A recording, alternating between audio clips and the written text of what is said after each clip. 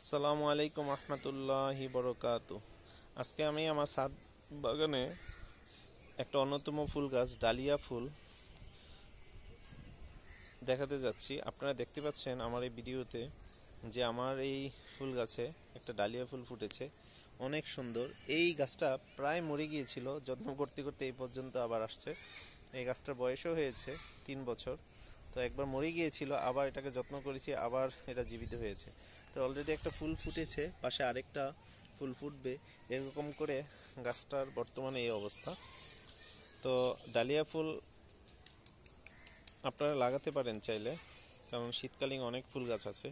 আমি অনেকগুলো লাগিয়েছি অন্য অন্য ধরনের ফুল। তো আজকে এই ডালিয়া ফুল ফুটাতে আমি এই ভিডিওটা করলাম।